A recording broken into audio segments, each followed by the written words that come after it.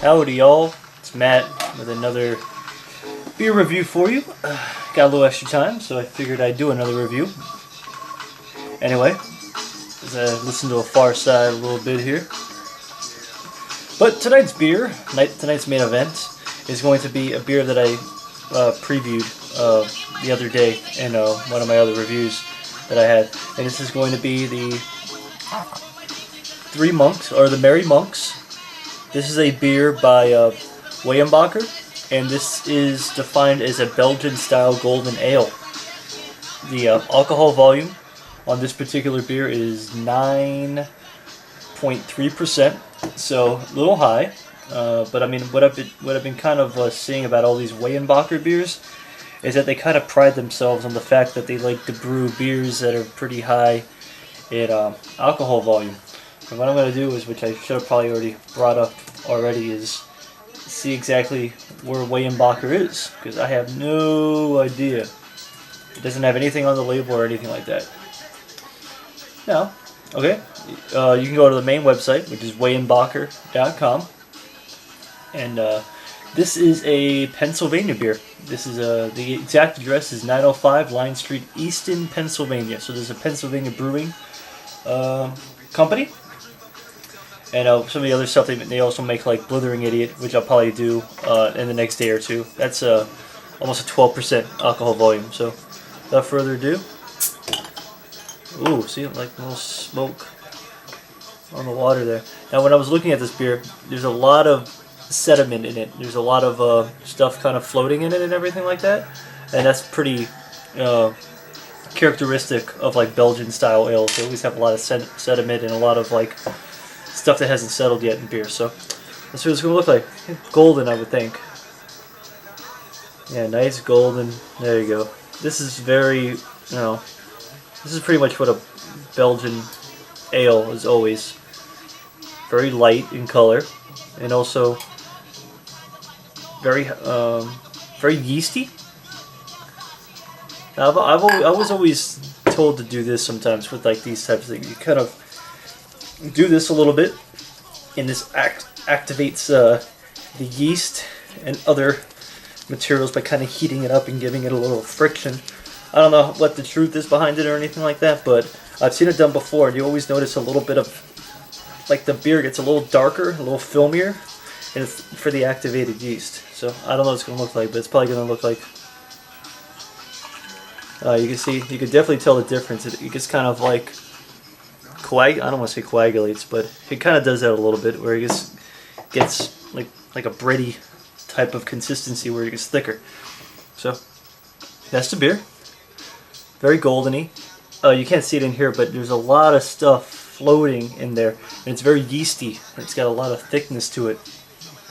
But makes when you sniff it though, it even smells like bread, all of it. So you can tell it's gonna be a yeasty beer.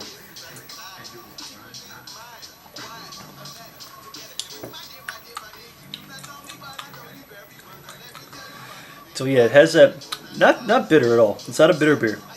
Very light. If you're familiar with Belgian ales and stuff like that, like a Shock Top a little bit, or a Blue Moon, beers of that nature, those are Belgian style ales. It's very reminiscent of that. The only difference is that this has a higher alcohol volume, and there's something. The smell it smells like a loaf of bread. I don't know if that turns anybody on, like if your beer's smelling like bread, but, and it's a very, I kind of put my finger on the taste.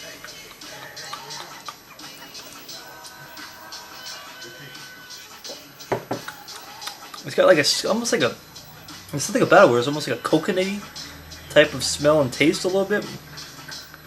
It kind of reminds me of like a banana smoothie a little bit. I don't know where the banana's coming from, but it kind of has that little subtle hint of banana.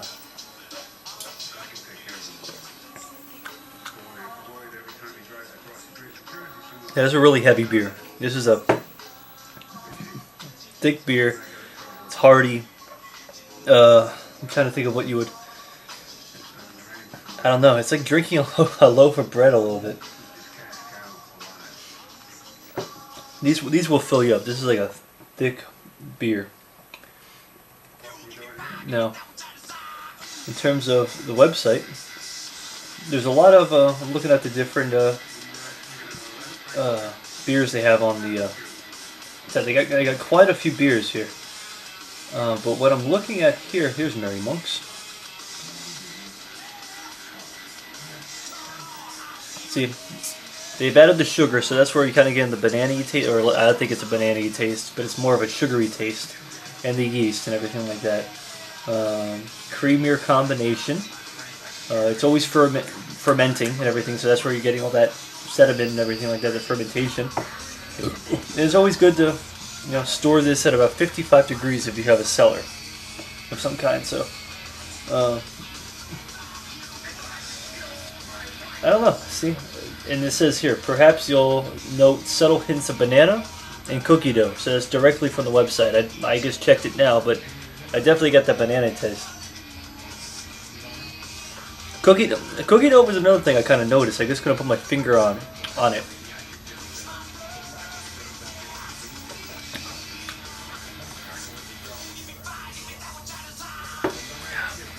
It's a good beer. I mean, I really like this beer a lot. It's tasty.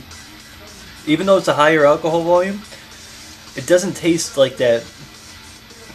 Like some beers almost taste like a wine or something like that, or it gets like really sweet. It tastes almost like a liqueur a little bit, but this doesn't have. I mean, it has the sweetness already from the sugar and it tastes like the banana and stuff like that, but it's not like nauseatingly like liqueur with a beer.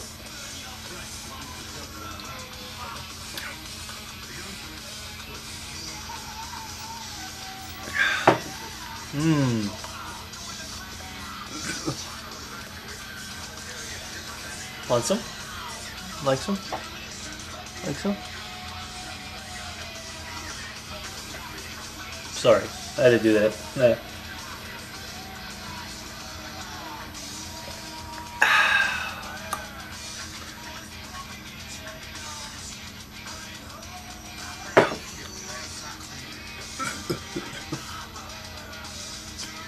So, on an unrelated note, we're almost done with the college basketball season. We're halfway done. And I am a Miami fan by my jersey. But yeah, I don't think they did very well in the NIT. I haven't really been following them as much as I should this year. Times are tough down at Miami in terms of college teams and stuff like that. No, I'm not a Dolphin fan. Never been a Dolphin fan. Because something about the team, I've just never... Maybe because it's been rammed down my throat so long by my parents and people that I know that I should like the Dolphins since I live down here. Fuck that, I don't need to like the Dolphins if I live down here. I'm a Tampa Bay fan. And I've liked Tampa Bay ever since they were wearing the creamsicle jerseys. And when Testaverde was in Tampa, so... And then Testaverde went to the U also. Okay, well, I'm going to finish this off. So, not that much, but I think I should be able to down the rest of this. Not feel too bad after. Here we go.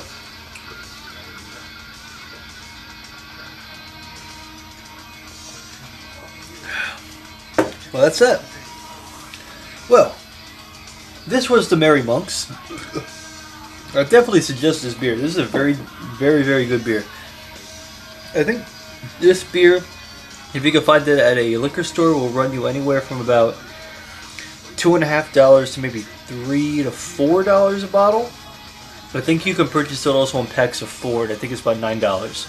So kind of extrapolate that, do the math, and that's how you'll do. I buy the bottle, unless it's a beer that I really like. But I'm more in the mode of just trying beers as opposed to buying a lot of beers that I already know I like. So that's it. Hope you enjoyed the review. Merry Monks Ale by Weyerbacher. Check out the website for all their beers. And this was good beer. Out of 5, I got to give it at least a 4. Very tasty and worth the price.